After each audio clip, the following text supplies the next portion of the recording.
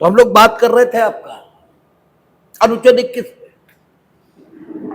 और आपसे कहा गया था कि अनुच्छेद 21 की जो नवीन व्याख्या है उसका मतलब क्या हो, ठीक है, क्या निकलता है कि जीवन का अर्थ गुणवत्ता युक्त जीवन है।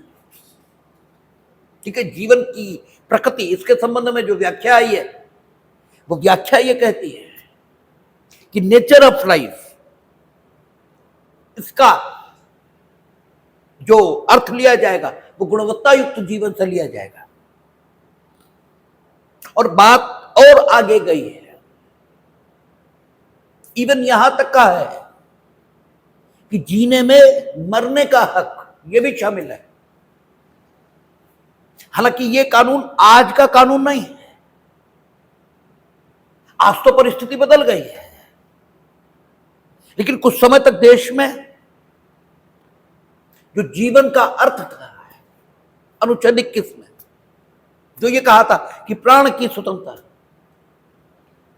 और दैहिक स्वतंत्रता, इसे केवल विधि द्वारा स्थापित प्रक्रिया से ही लिया जा सकता है।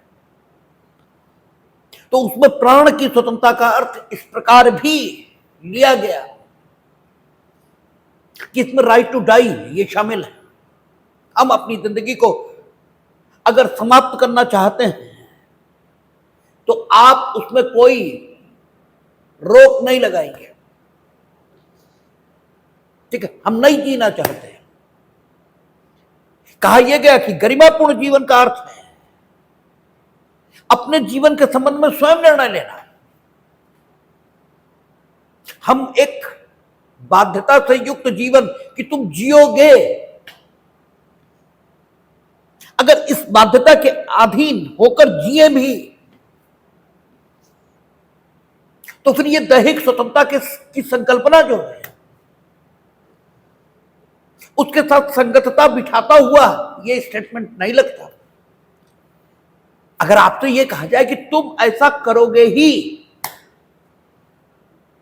तो फिर आप स्वतंत्र हैं, ऐसा कैसे माना जा सकता है? अगर आपको एक विशेष ढंग से आचरण करने के लिए किसी बाह्य ताकत की ओर से निर्देशित किया जा रहा है तो जो बाह्य ताकत का निर्देश है इसे गुलामी के अलावा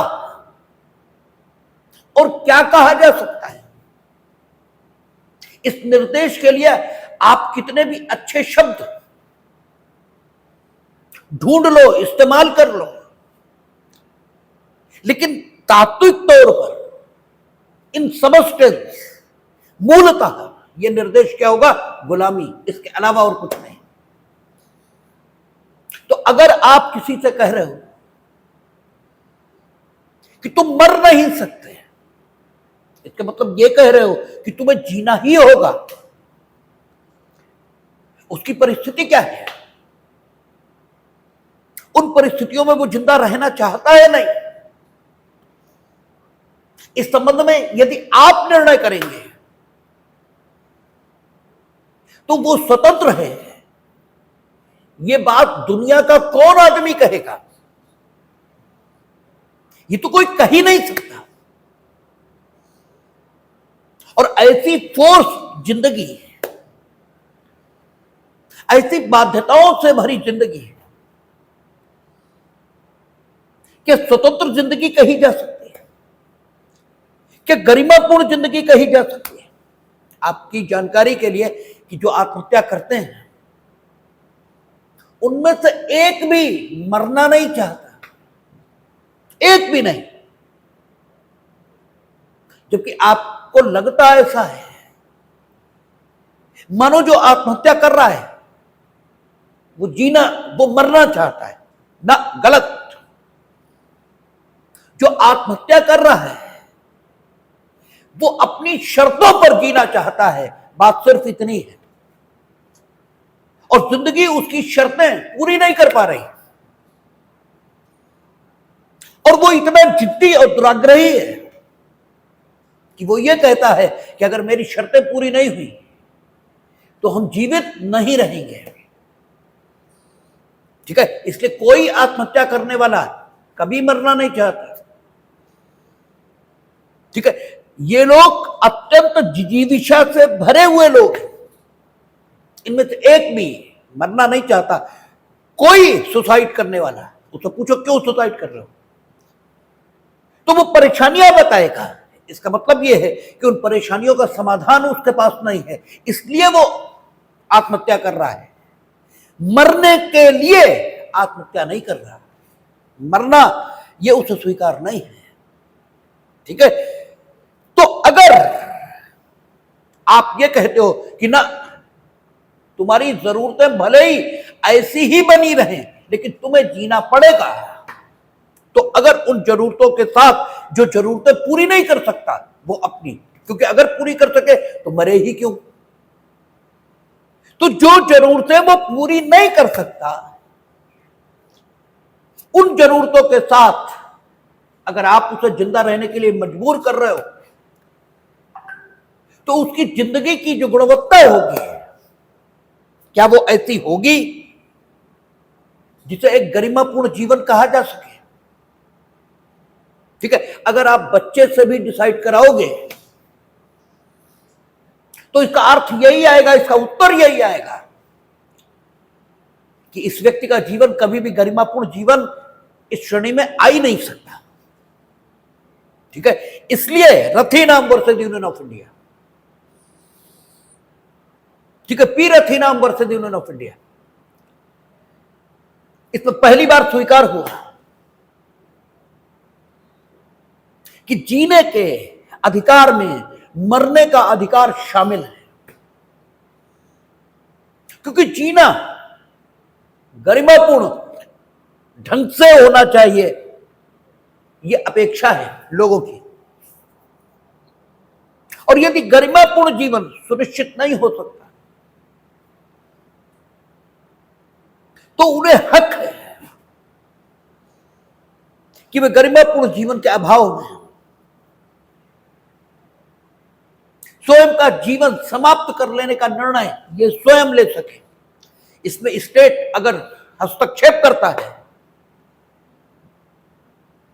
तो उस हस्तक्षेप को कानून की जो मूल भावना है,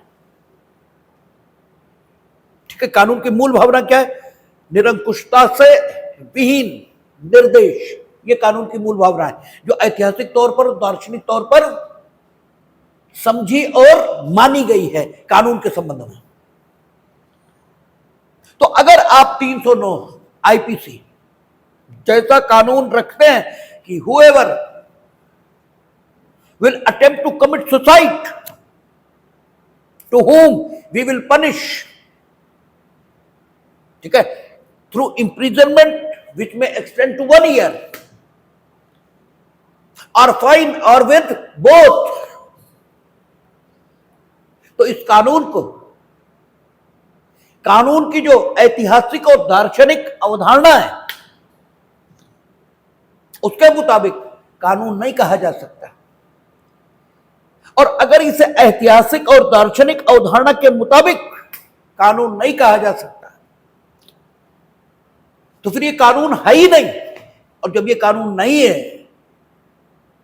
तो फिर आत्महत्या करने और बच जाने की दिशा में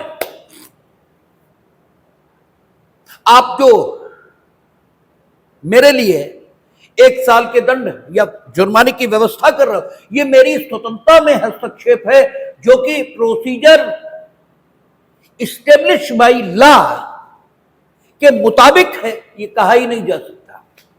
ये कैसे कहते हैं आप? क्योंकि 309 ऐतिहासिक और दार्शनिक तौर पर जो कानून की अवधारणा है उस लेवल पर खरा नहीं उतरता, उस स्तर पर उसकी जो युक्ति संगतता है वो सिद्ध नहीं होती। इसलिए अटेम्प्ट टू कमिट सुसाइड, इसको पनिश करने के लिए जो कानून है ये कैसा है? अनकॉन्स्टिट्यूशनल। और P Rathinam versus Union of India, इसमें मरने के अधिकार को मान्यता मिल गई। ठीक, और ये कहा गया कि जीने में मरना शामिल है। ठीक है, जब गरिमापूर्ण जीवन संभव न हो किसी भी दृष्टिकोण से, तो फिर मरना ठीक बात हो सकती है। ठीक है, इसलिए जीने के हक अधिकार में मरने का अधिकार ये शामिल कर दिया। लेकिन आप करते अच्छा है, होता बुरा है। हमने आपसे कहा कि आप सिर्फ कर सकते हैं, इसके अलावा आपके अधिकार क्षेत्र में कुछ भी नहीं है। ठीक है, आपका जो जुडिक्शन है ये बड़ा सीमित है। आप इसे कितना भी असीमित माने, लेकिन यह है सीमित। आपका क्षेत्राधिकार, आपकी क्षमता सिर्फ यहीं पर खत्म हो जाती है कि आप कुछ कर सकते हैं। आप वो कर सकते हैं जो चाहें, लेकिन आप जो चाह कर करेंगे वो चाहा हुआ होगा या नहीं होगा, ये आपके अधिकार क्षेत्र की बात नहीं है। आप जो चाह कर करेंगे, हो सकता है उससे बिल्कुल अनचाहा हो। वो अनचाहा आपके लिए सुखद और आपके लिए दुखद दोनों हो सकते हैं। जब वो अनचाहा आपके लिए दुखद होता है तब आप कहते हैं दुर्घटना हुई है, और जब वो अनचाहा घटित होता है और आपके लिए सुखद होता है तो आप कहते हैं संयोग घटित हुआ। और जब आपने जो चाहा वही हुआ, ये भी हो सकता है, क्योंकि ईश्वर की आपसे कोई दुश्मनी नहीं है कि आप जो चाहेंगे बस वही नहीं होगा। ईश्वर तो आपके लिए जो कल्याणकारी है, समाज के लिए जो कल्याणकारी है, वो होने देगा, आप भले ही कुछ भी चाहो। ठीक है ना, और मानो आपने वही चाहा जो आपके लिए कल्याणकारी था तो हो जाएगा। और जब ऐसा होता है तब आप कहते हैं काम हुआ, जो सोचा था वो हुआ। ठीक है ना, तो ये तीन अलग अलग बातें हैं। आप जो चाहते हैं जरूरी नहीं है कि वही होगा। इसलिए कहावत बनी है कि try for best and prepare for worst. ठीक है ना, अच्छे का प्रयत्न करिए और बुरे के लिए तैयार रहिए। ठीक है ना, ये जीवन का सिद्धांत है। इसलिए पीर अथीनाम वर्सेस यूनियन ऑफ इंडिया, इसमें जो कुछ डिसाइड हुआ उसने ज्ञान Kaur versus Union of India इसके रास्ते खोल दिए। हमने आपसे कई बार कहा कि तर्क ये एक ऐसी वैश्या है, एक ऐसी प्रोस्टिट्यूट्स है जिसे बुद्धि की मुद्रा खर्च करने के बाद कोई भी अपने पक्ष में कर सकता है। ठीक है, तर्क कोई बहुत अच्छी चीज नहीं है। उसी तर्क का उपयोग अच्छे काम को करने के लिए किया जाएगा और उसी तर्क का उपयोग, ठीक है, बुरा काम करने के लिए किया जाएगा। ठीक है, आप देखेंगे पीर अथीनाम वर्सेस यूनियन ऑफ इंडिया में जो कुछ कहा वो एकदम सच है, लेकिन संदर्भ में, जिस संदर्भ में बात चल रही है उस संदर्भ में वो एकदम ठीक है।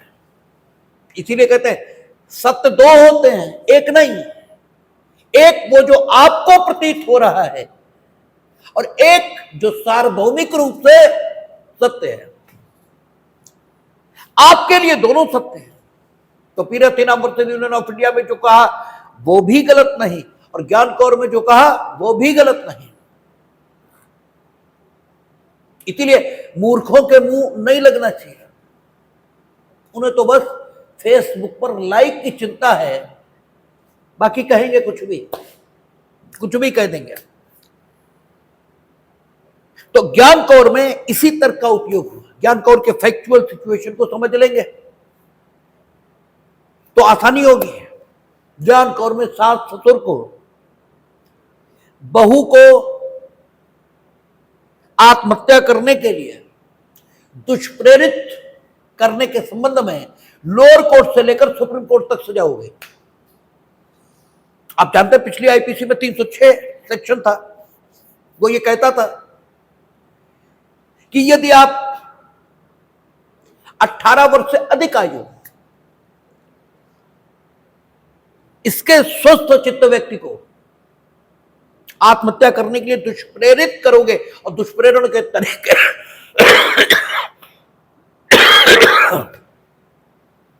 आपको मालूम है 3 है जिन पर चर्चा लगातार चल रही है।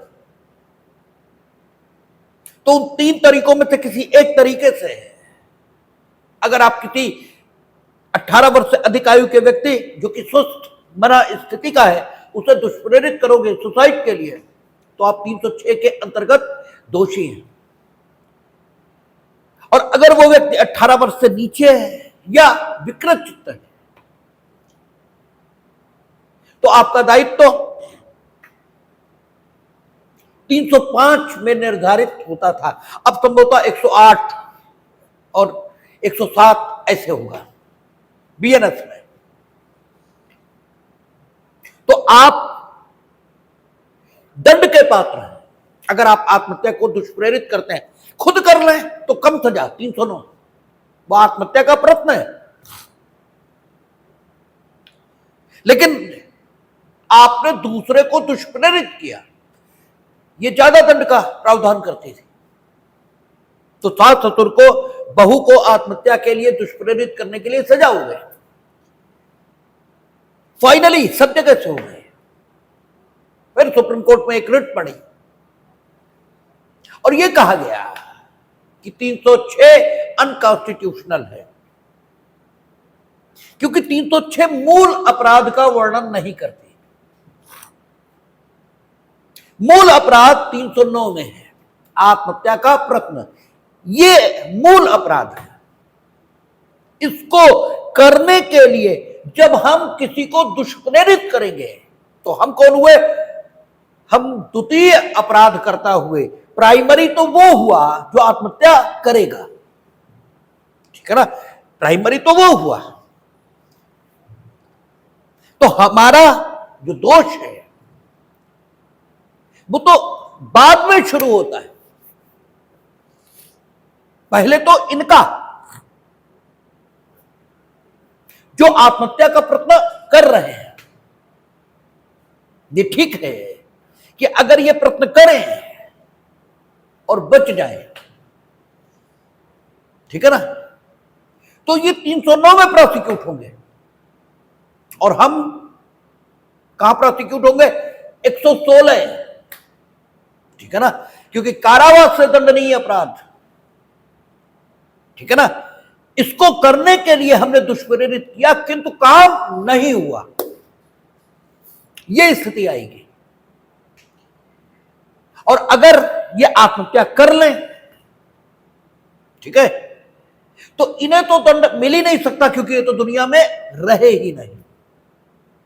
लेकिन हमारा जो काम होगा, फिर चूंकि एक काम हो गया तो 115, 116 ये तो लागू नहीं हो सकते और 109 भी लागू नहीं हो सकता, क्योंकि वहां यह लिखा है कि यदि किसी दुष्प्रेरण के लिए कोई अभिव्यक्त उपबंध न हो तो 109,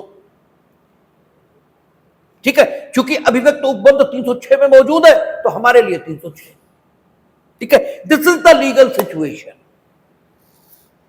ये कानूनी स्थिति है जो इस मामले में लागू हो रही। तो कोर्ट ने कहा, सॉरी पिटिशनर ने कहा कि सबसे पहले तो यह व्यक्ति दोषी होना चाहिए, तब हम दोषी हो सकते हैं। और जो पिछला डिसीजन रखा है पीरथीनाम वर्सेस यूनियन ऑफ इंडिया में, उसके मुताबिक तो यह आदमी दोषी है ही नहीं, क्योंकि आत्महत्या करना गरिमापूर्ण जीवन का हिस्सा है, ठीक है, ये आपने डिसाइड किया है। तो अगर आपके इस कथन की रोशनी में हमारे कृत्य का मूल्यांकन किया जाए, हमारे कृत्य का यानी 306 में वर्णित कृत्य जिसके लिए हम दंडित हुए, हमारे कृत्य का मूल्यांकन किया जाए तो हमारा कृत्य तात्विक तौर पर क्या दिखाई देता है? हमारा कृत्य तात्विक तौर पर यह दिखाई देता है कि हमारी बहू आत्महत्या करके गरिमापूर्ण जीवन जीना चाहती थी, ठीक है, और हमने उसे सहयोग किया, क्योंकि दुष्प्रेरण में हम सहयोगी करते हैं ना, या उकसाते हैं, उकसाना भी सहयोगी है। हमने उसे उसके गरिमापूर्ण जीवन में या उसे गरिमापूर्ण जीवन जीने में सहयोग किया, तो ये भाई खराब बात कब से हुई? अगर हम आपके गरिमापूर्ण जीवन को सुनिश्चित करने के प्रयासों में अपना योगदान करें और आपका गरिमापूर्ण जीवन सुनिश्चित हो जाए तो हम दोषी हैं या हम दंड के पात्र हैं या पुरस्कार के? ठीक है, इसका फैसला तो बच्चा भी कर देगा कि हम पुरस्कार के पात्र हैं। This was the argument forwarded by the petitioner in the light of that decision which has been given by the Supreme Court in case of P. Rathinam versus Union of India. अब ये जो तर्क है, ये तर्क तो है, लेकिन ये कानून की मंशा के एकदम खिलाफ है। इसलिए कोर्ट ने कहा कि नहीं, अपने डिसीजन को बदल दिया, ओवर रूल किया P Rathinam versus Union of India, और यह कहा कि नहीं, जीवन, इसमें जीवन का संरक्षण ही शामिल हो सकता है, जीवन को नष्ट करना किसी भी ढंग से शामिल नहीं हो सकता। ठीक है, जीवन की स्वतंत्रता किसी भी अभिव्यक्ति से, किसी भी निर्वचन से इस जीवन की स्वतंत्रता शब्द को इतना खींचा नहीं जा सकता, इतना बढ़ाया नहीं जा सकता कि इसमें मरने की स्वतंत्रता शामिल हो जाए। जीवन की स्वतंत्रता सिर्फ जीवन के संरक्षण तक सीमित रह सकती है। ठीक है, यानी जीवन का संरक्षण जिन उपायों से हो, वे उपाय जीवन की स्वतंत्रता में शामिल माने जाएंगे, लेकिन जिन कामों से जीवन ही खत्म होता हो, उन कामों को जीवन का अधिकार इसमें शामिल नहीं मान सकते। और न्यायालय ने अपने डिसीजन को ओवर रूल किया और क्या किया? जो 309 अनकॉन्स्टिट्यूशनल की गई थी आत्महत्या का प्रयत्न, उसको फिर से संवैधानिक कर दिया और जो पिटिशनर्स के तर्क थे उन सबको निरस्त कर दिया।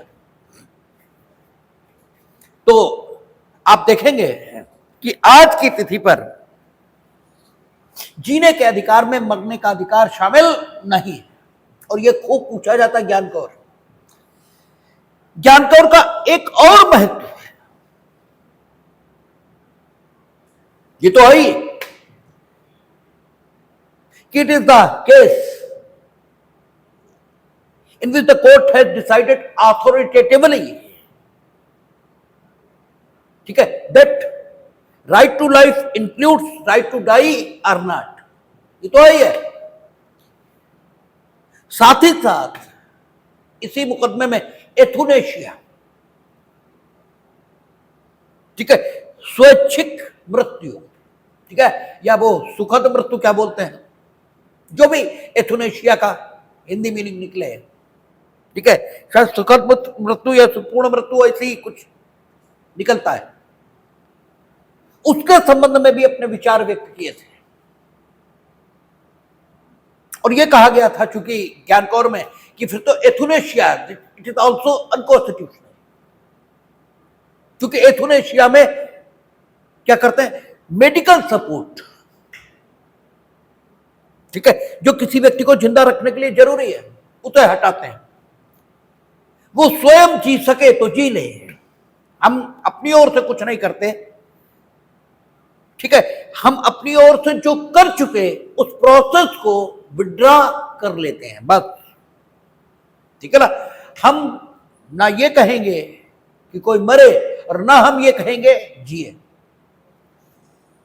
अपने स्तर पर जो हो वो हो जाए। तो एथुनेशिया, इस संबंध में भी कोर्ट ने कहा, अपने विचार व्यक्त किए थे और उन्होंने कहा था नहीं, एथुनेशिया संवैधानिक है, वो कॉन्स्टिट्यूशनल है, क्योंकि उसमें मरने के संबंध में या मरने के लिए कोई पॉजिटिव एक्ट उस व्यक्ति के द्वारा नहीं किया जाता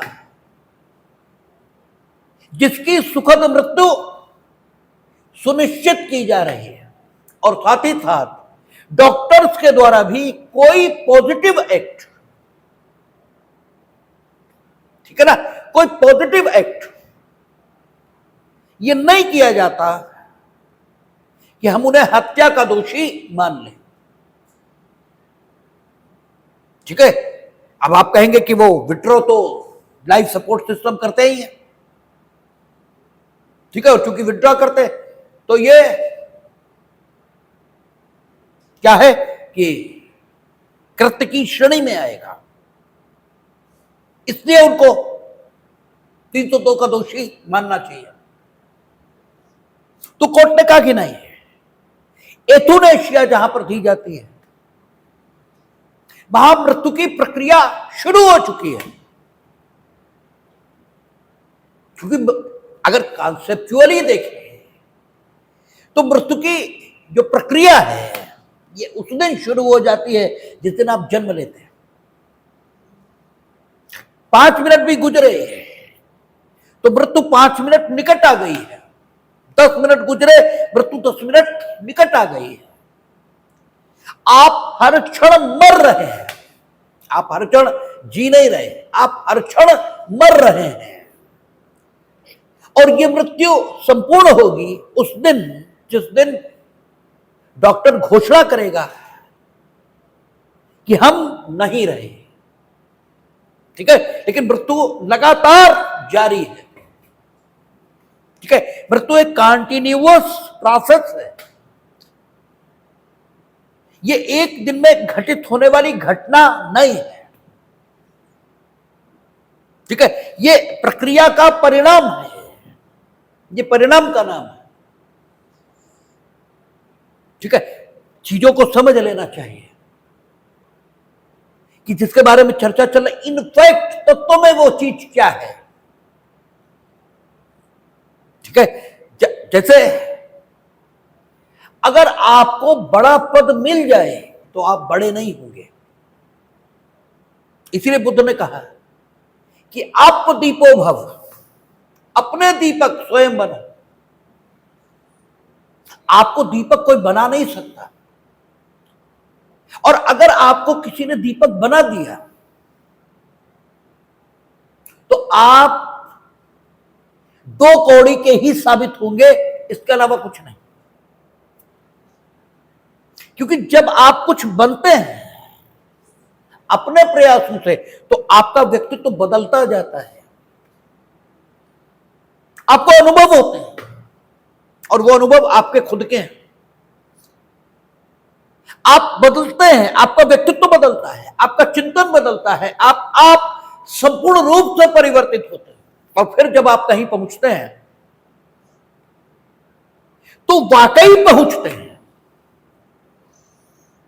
और जब आपको कोई कुछ बना देगा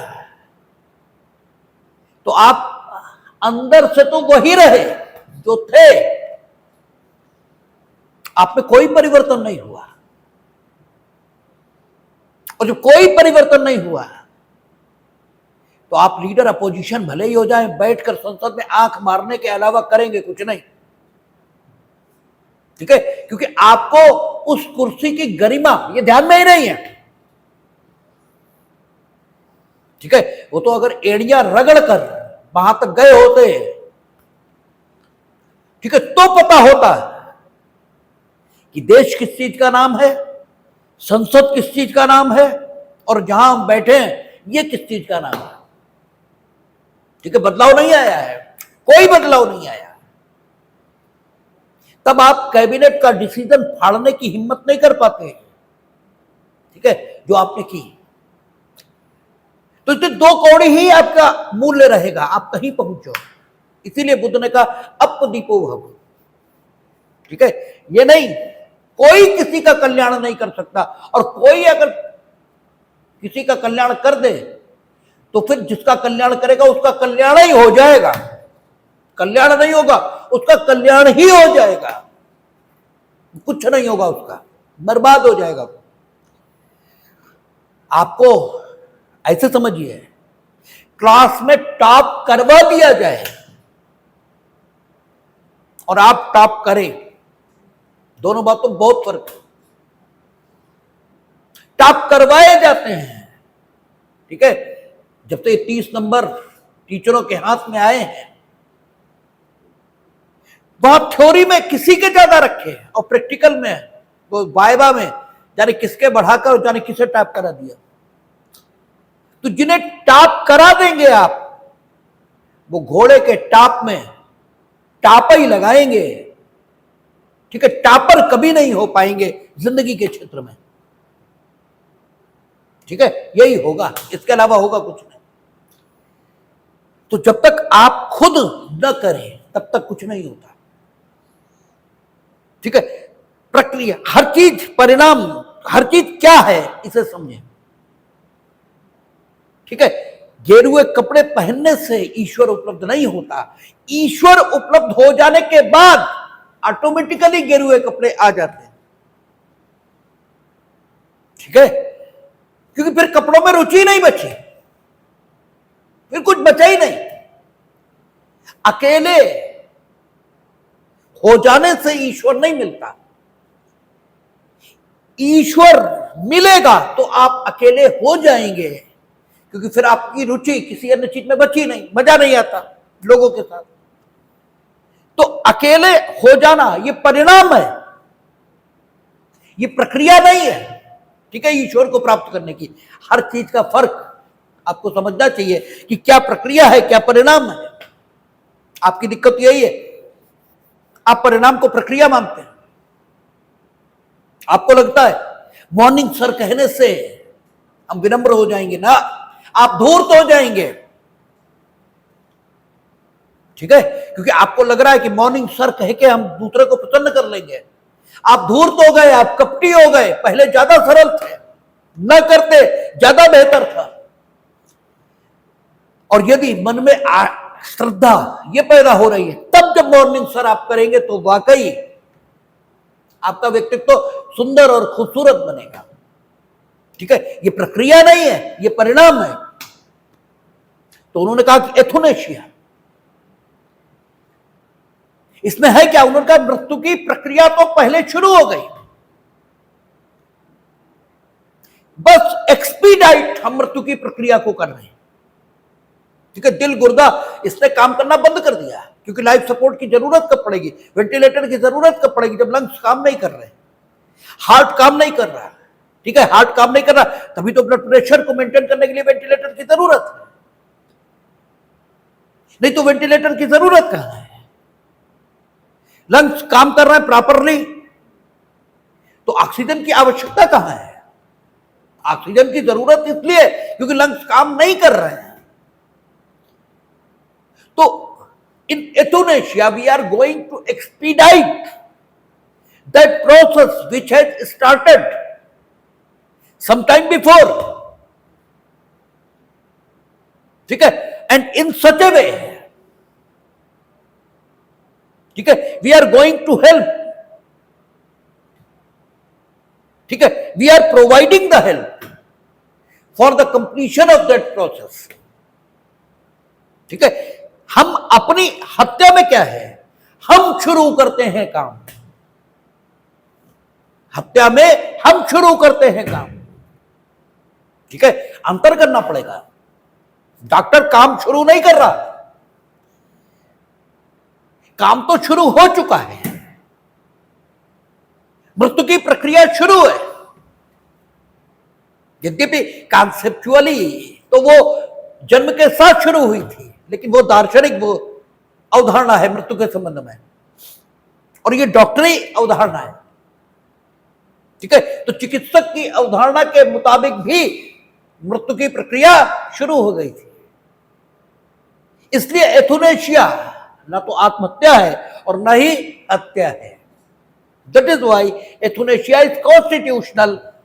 it has also been said in case of Gian Kaur, and that is why this authority has a, ठीक है, मोर इंपॉर्टेंस, ठीक है, रादर देन अदर अथॉरिटीज, ठीक है। तो ये आप देख रहे हैं कि आफ्टर मैन का जो जीवन की गुणवत्ता है उसके संबंध में न्यायालय का विचार लगातार बदल रहा है। राइट टू प्राइवेसी, इसको भी जीवन,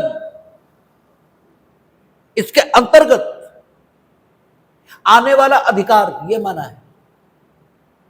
हालांकि प्राइवेसी हर क्षेत्र में नहीं हो सकती, और आपको राइट टू प्राइवेसी का कोई बहुत महत्व समझ में ना आए, लेकिन उन लोगों को यह राइट टू प्राइवेसी का महत्व बहुत ढंग से समझ में आता है जो पब्लिक लाइफ में है और जो आपकी नजर में सितारे हैं और जिनके नजारे के लिए आप जुहू बांद्रा में बहुत देर तक मुंह फैलाए खड़े रहते हैं और वो बाहर निकलकर ऐसे ऐसे हाथ हिलाते हैं और आप मार कूद कूद कर फोटो ले रहे होते हैं, ठीक है, जैसे भगवान प्रकट हुए, ठीक है। उनके लिए राइट टू प्राइवेसी का महत्व होता है, क्योंकि कभी अनुभव करके देखिएगा, आप घर से निकलो ये सोचकर कि अकेले जाएंगे, कहीं बैठेंगे और 4 लोग मिल जाएं जो आपको जानते हो और आपसे बात करें, सिर्फ अच्छी बात करें, बढ़िया, आपको नमस्ते करें, ठीक है, बढ़िया बात करें, तो भी आपको गुस्सा आएगा, मन नहीं होगा। मन होगा कि हम अकेले बैठना चाहते थे, इन लोगों ने नासी कर दिया। और जो पब्लिक लाइफ में है, जिन्हें सितारे कहा जाता है, जिनके नजारे दुर्लभ हैं और जिन्हें करने के लिए आप जाने कौन कौन से काम करने को तैयार हो, उनके लिए तो ये स्थिति बहुत वैसी होती है। बच्चे का बर्थडे है, ठीक है, हम अकेले घूमना चाहते हैं, ठीक है, हमारी वेडिंग एनिवर्सरी है या हमारी, ठीक है, बर्थडे है, हम अपने लोगों के साथ मनाना चाहते हैं, ठीक है, हम क्या खाएंगे उसको लेकर मेरी आलोचना, ठीक है, ये ठीक नहीं है। हमने अपने बच्चे का नाम क्या रख दिया, ये मेरी, ठीक है, अपनी लाइकिंग है, ठीक है। हम बदतमीज हो सकते हैं, आप कहिए, जैसे मानिए तैमूर का अर्थ कुछ भी होता हो, हमें नहीं मालूम तैमूर का क्या अर्थ होता है, लेकिन हिंदुस्तान के संदर्भों में तैमूर एक आक्रमणकारी का नाम है, ठीक है, एक आक्रांता का नाम है।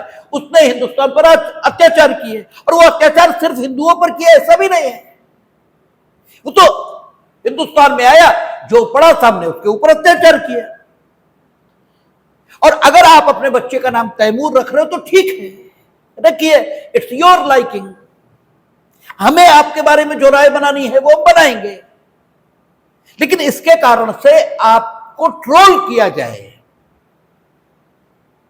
ठीक है, ये जीवन की गुणवत्ता, इसको खत्म करने वाली चीज है, ठीक है ना। और ये प्रोसीजर इस्टेब्लिश बाय लॉ इसी के माध्यम से किया जा सकता है, क्योंकि जो भी जीवन के अंतर्गत शामिल है, जो भी प्राण की स्वतंत्रता में शामिल है, वो सब कुछ प्रोसीजर इस्टेब्लिश बाय लॉ इसी से लिया जा सकता है। और यदि कोई ले रहा है तो वेदर,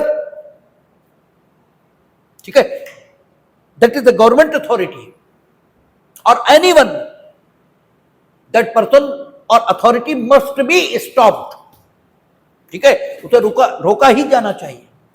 और इसीलिए संभवतः होगा कि अब नया ट्रेंड दिखाई देता है कि फंडामेंटल राइट कॉन्सेप्चुअली तो स्टेट के खिलाफ इन्फोर्सेबल हैं, लेकिन अब प्राइवेट पर्सन के खिलाफ भी इन्फोर्सेबल करने की परंपरा ये शुरू हो रही है। तो आपके लिए राइट टू प्राइवेसी है, ठीक है। आप और हॉलीवुड की पत्र पत्रिकाएं पढ़ो, फला हेरोइन कब शादी करेगी, ठीक है, कब उसको इशू होगा, ये सारी चीजें पब्लिक डोमेन में लोग चर्चा कर रहे हैं,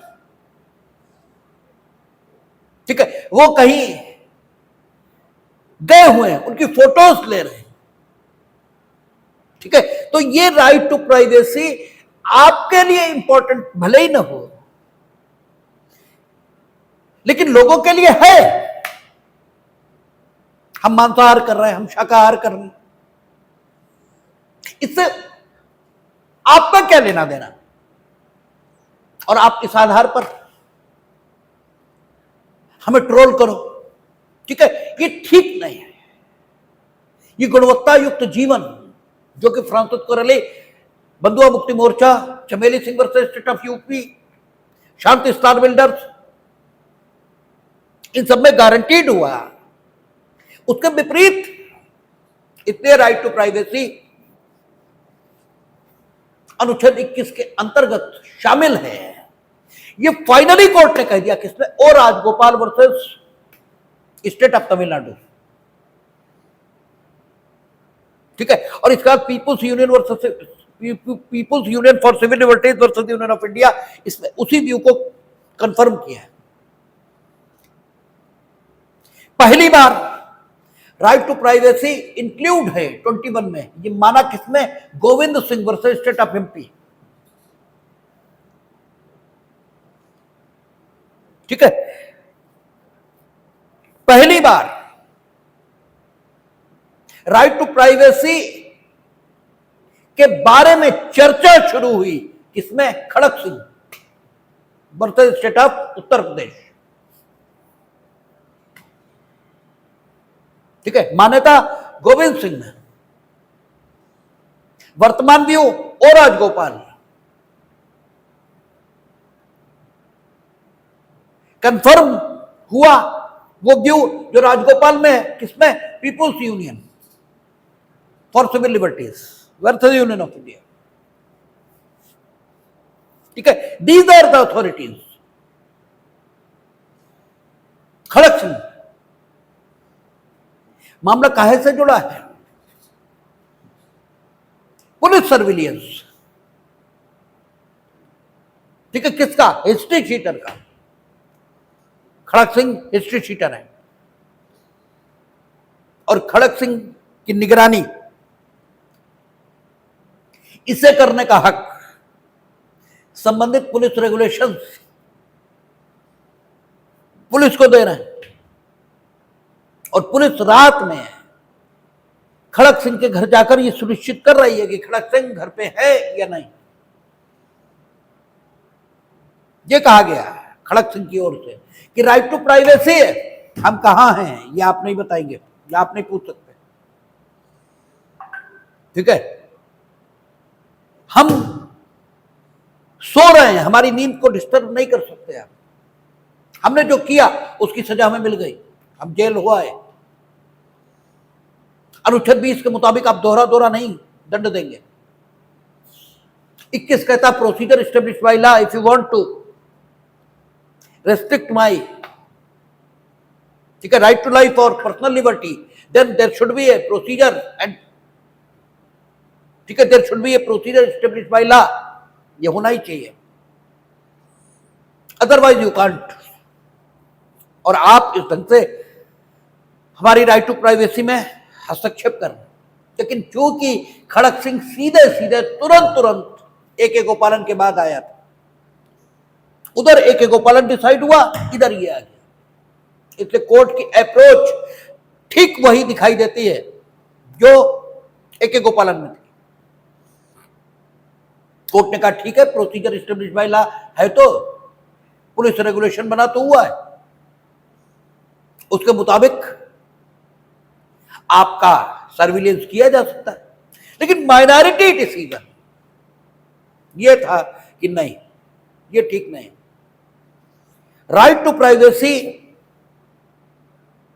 ये गारंटीड कॉन्स्टिट्यूशनल राइट है, गारंटीड कॉन्स्टिट्यूशनल राइट है। मीनिंग देयर बाय ऐसा नहीं है कि इसे राइट टू लाइफ में शामिल मान लें, ये है। और procedure establish by law, procedure establish by law ही होना चाहिए। यूपी का जो पुलिस रेगुलेशन है इसे प्रोसीजर एस्टेब्लिश बाय लॉ नहीं कह सकते, और इसलिए इस ढंग से किसी की स्वतंत्रता पर हस्तक्षेप नहीं किया जा सकता। ये माइनॉरिटी की राय थी, यही माइनॉरिटी की राय Govind Singh versus state of Madhya Pradesh में मेजॉरिटी की राय पाई गई। हालांकि गोविंद सिंह में भी है, ये तो माना कि राइट टू प्राइवेसी है, ठीक है, लेकिन राइट टू प्राइवेसी का अर्थ क्या है, उसकी डेफिनेशन क्या है, प्राइवेसी में क्या क्या चीजें इंक्लूड हैं, और कब राइट टू प्राइवेसी का वायलेशन हो जाता है, राइट टू प्राइवेसी की रक्षा के लिए कौन से सिक्योरिटी मेजर्स होने चाहिए, इस संबंध में कोई बात नहीं, ठीक है। और यह भी ठीक है कि Govind Singh versus state of MP में उन्होंने यह माना कि इस पर्टिकुलर केस में राइट टू प्राइवेसी का वायलेशन नहीं हुआ है, ठीक है, नहीं हुआ। क्यों नहीं हुआ? इसलिए क्योंकि तथ्य खड़क सिंह जैसे ही थे, ठीक है। यह कहा गया कि जो पुलिस रेगुलेशन है वाकई प्रोसीजर एस्टेब्लिश बाय लॉ है, और इसलिए अगर इसके मुताबिक पुलिस सर्विलियंस के लिए विजिट कर रही है तो यह नहीं कह सकते कि पुलिस मनमानी कर रही है, यह नहीं कह सकते। तो Govind Singh versus state of MP, इसमें राइट टू प्राइवेसी को मान्यता मिली, यह एक महत्व की बात है कानून के पॉइंट ऑफ व्यू से। बाकी जो पिटिशनर होगा उसे तो कुछ नहीं मिला, क्योंकि उसका तो मुकदमा खारिज हुआ।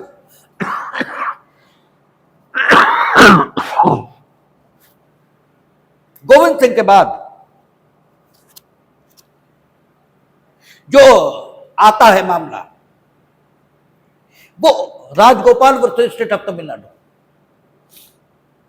इसमें राइट टू प्राइवेसी को मान्यता मिली और ब्रॉड गाइडलाइंस आई। यह कहा गया कि राइट टू प्राइवेसी इसकी कोई डेफिनेशन नहीं दी जाएगी, केस टू केस देखा जाएगा कि इसमें राइट टू प्राइवेसी का वायलेशन है या नहीं है, ठीक है। राइट टू प्राइवेसी क्या है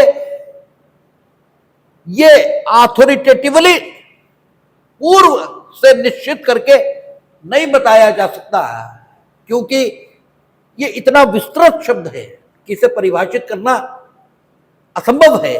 इसलिए प्रत्येक बार जब राइट टू प्राइवेसी, गोपनीयता के अधिकार, इसके उल्लंघन का मामला होगा तो हम ये बताएंगे कि इस विशेष मामले में गोपनीयता के अधिकार का उल्लंघन हुआ या नहीं हुआ, और गोपनीयता के अधिकार इसकी सुरक्षा के लिए किन रक्षोपायों को लिया जाना चाहिए, उस विशेष मामले में ही उस विशेष प्रकार के गोपनीयता के अधिकार की सुरक्षा के लिए हम इंस्ट्रक्शंस, आदेश, निर्देश जो जरूरी होगा देंगे। और उन्होंने कहा कि कुछ चीजें सामान्य तौर पर समझ लेनी चाहिए, ठीक है। कोई शादी कब करेगा,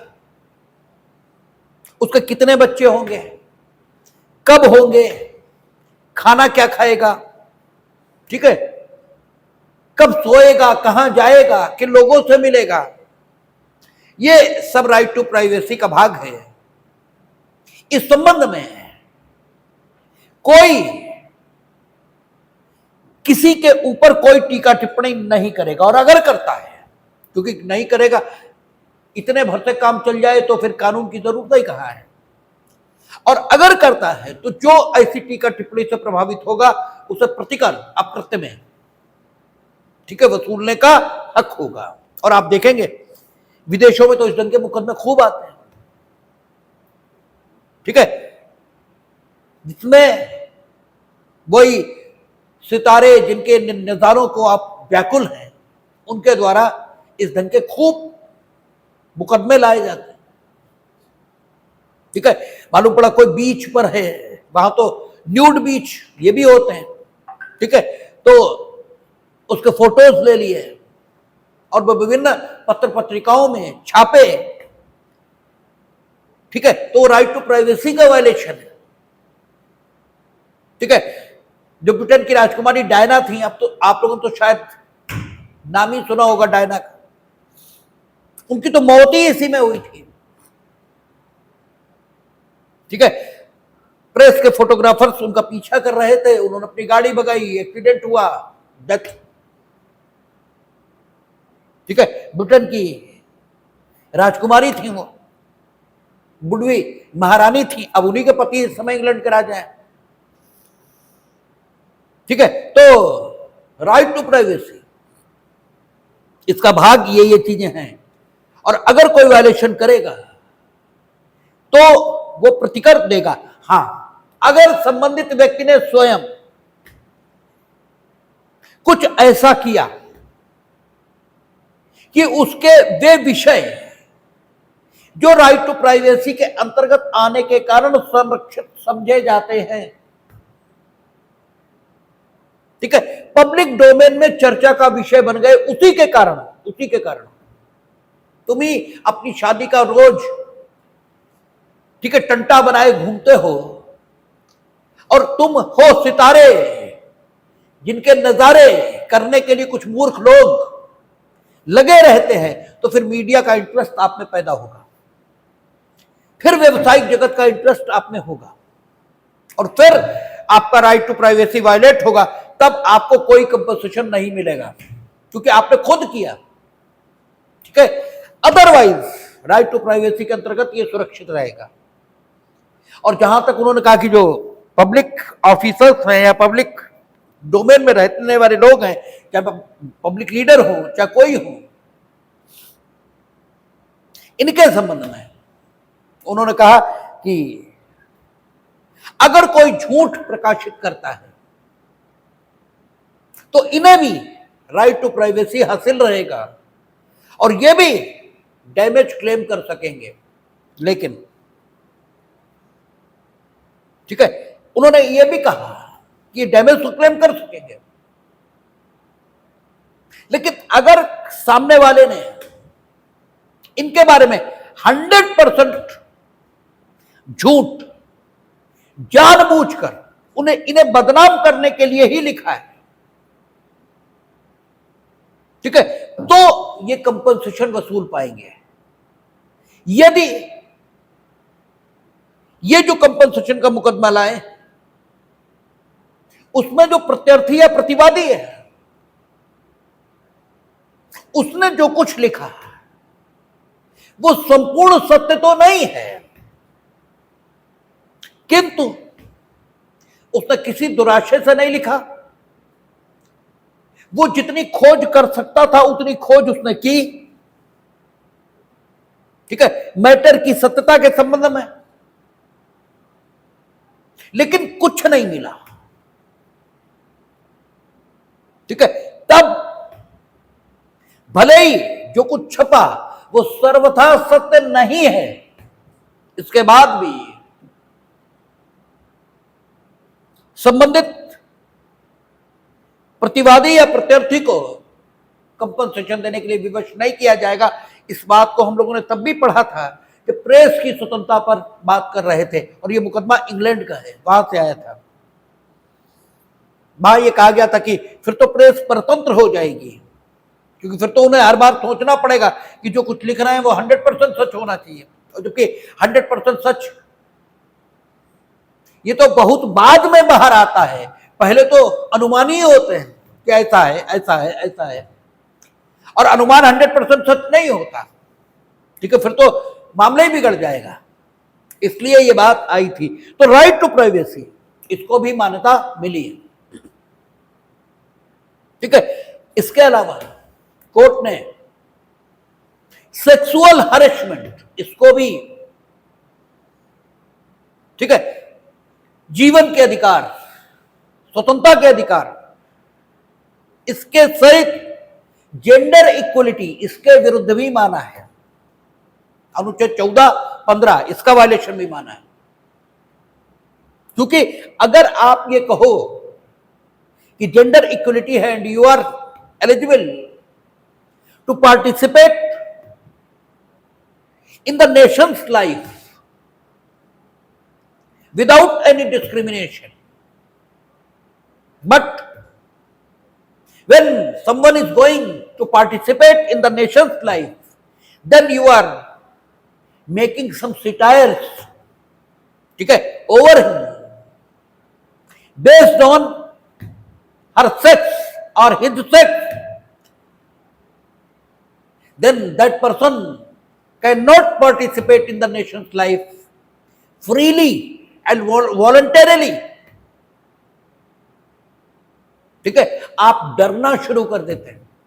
ठीक है, वो 3 इडियट में कहता है ना कि पढ़ने गए, घर वालों ने कहा कि फर्स्ट आना है, हमने डरना शुरू कर दिया। ठीक है, डर लगने लगा कि ना आए तो क्या होगा, अरे नहीं आएंगे तो क्या हो जाएगा। और जितने बड़े लोग हुए वो इसी भाव में हुए, तो अच्छा नहीं आएंगे फर्स्ट तो क्या हो जाएगा। जितने फर्स्ट नहीं आए और जितने फर्स्ट आए, तो जो फर्स्ट नहीं आए वो क्या, फर्स्ट आने वालों से कमतर जीवन जी रहे, नहीं आए तो चलो। ठीक है, ये जो स्वभाव का खिलंदड़पन है, यही आदमी को आगे ले जाता है। ठीक है, वो कहता है कि हमने डरना शुरू कर दिया, फिर कॉलेज में आए तो कहा कॉलेज में फर्स्ट आना है, हमने और डरना शुरू कर दिया। बोले अब तो इंजीनियर ही बनना है, हमने और डरना शुरू कर दिया। ठीक है, कोई मतलब नहीं, अरे जहां जिंदगी ले जाएगी वहां जाएंगे, क्या फर्क पड़ता है।